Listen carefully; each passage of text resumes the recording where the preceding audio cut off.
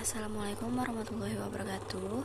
Perkenalkan, nama saya Aulia Khairunisa dengan NIM 2348201014. Saya dari kelas 2A Prodi Farmasi angkatan 23. Jadi di video kali ini saya akan menjelaskan tentang metabolisme tumbuhan, yang dimana dalam bahasa Yunani metabolisme ini biasa disebut dengan metabolismos, yang berarti perubahan. Metabolisme disebut juga reaksi enzimatis karena metabolisme terjadi selalu menggunakan katalisator enzim.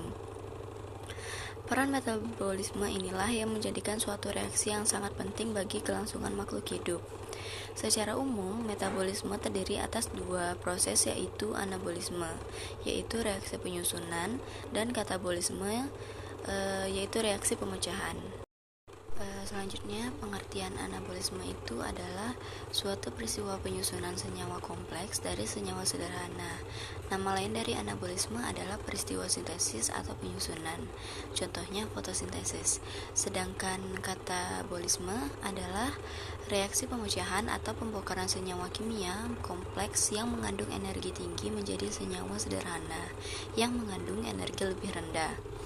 Tujuan utama katabolisme adalah untuk membebaskan energi yang terkandung di dalam senyawa sumber.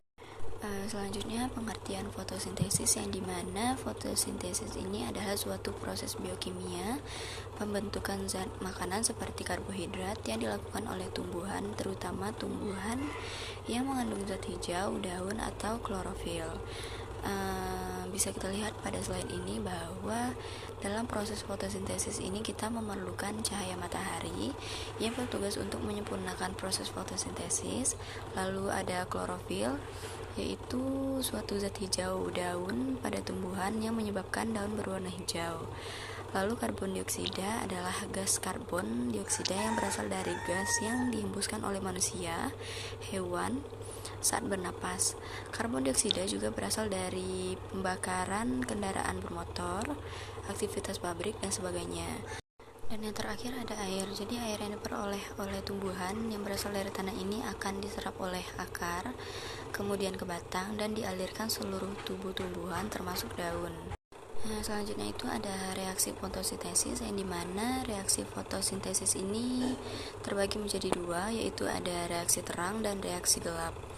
Yang dimana reaksi terang ini adalah proses untuk menghasilkan ATP, dan produksi ini memerlukan molekul air dan cahaya matahari. Proses diawali dengan penangkapan foton oleh pigmen sebagai antena, sedangkan reaksi gelap adalah suatu reaksi tanpa penggunaan bantuan sinar matahari yang merubah CO2 menjadi glukosa, sehingga menghasilkan senyawa organik yang digunakan tumbuhan untuk pertumbuhan. Reaksi gelap terjadi pada malam hari dan terjadi melalui siklus Calvin-Benson. Selanjutnya, adapun faktor-faktor yang mempengaruhi proses fotosintesis ini adalah yang pertama itu ada konsentrasi karbon dioksida, lalu suhu, umur tanaman, lalu intensitas cahaya dan panjang gelombang cahaya, dan yang terakhir itu ada air dan kandungan hara. Dan yang terakhir itu ada manfaat fotosintesis. Jadi fotosintesis ini bisa menghasilkan oksigen bagi makhluk hidup, lalu menghasilkan glukosa, lalu melembabkan udara di lingkungan sekitar, menghasilkan bahan makanan, lalu membentuk buah dan umbi pada tumbuhan, dan yang terakhir itu ada menghasilkan oksigen untuk pernapasan semua organisme.